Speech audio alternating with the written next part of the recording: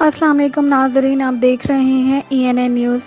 अहम खबरों से आपको आगाह करते हैं। पंजाब असेंबली में हंगामा राई के दौरान चौधरी परवेज़ इलाही ज़ख्मी हो गए। ज़राए के मुताबिक पंजाब असेंबली के इजलास के दौरान हंगामा राई और झगड़े के दौरान वज़ारत आला के उम्मीदवार चौधरी परवेज़ इलाही ज़ख्मी हो गए। रेस्क्यू एहलकारों ने परवेज़ इलाही को तिब्बी इमदाद दी। इससे कबल नून लीगी अरकान असेंबली की जानिब से नारे लगाए गए। चौधरी परवेज़ इलाही नारे लगने के बाद अपने चैम्बर में चले गए। जवाबी हमले में चौधरी परवेज़ इलाही को भी तशद्दुद करके पंजाब असेंबली से बाहर निकाल दिया गया। ENN न्यूज़ से गुफ्तगू करते हुए चौधरी परवेज़ इलाही ने कहा कि मेरी तबीयत बहुत ख़राब है, मुझे मारने की कोशिश की गई, ये मुझे अपनी तरफ से ख़त्म करके गए हैं। शहबाज शरीफ के फ़ोन पर यह कार्रवाई हुई।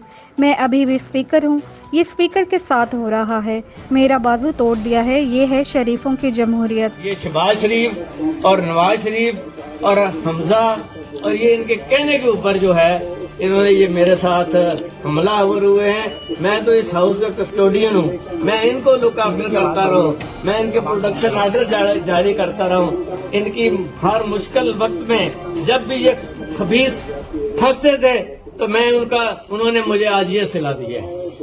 ये है इनकी ये नीयत है, ये इनकी सोच है, ये इनका किरदार है, ये इन्होंने आज जो किया है ये इन्होंने आपके सामने करके रखी है।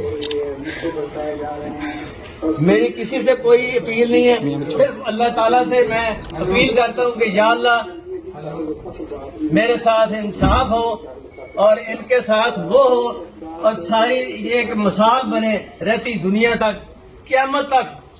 मैं इनको बख्शने के लिए तैयार नहीं हूँ। या अल्लाह रब्बे अन्नी मगलूबुन फंत से मैं कमजोर हूँ, तू मेरा बदला ले।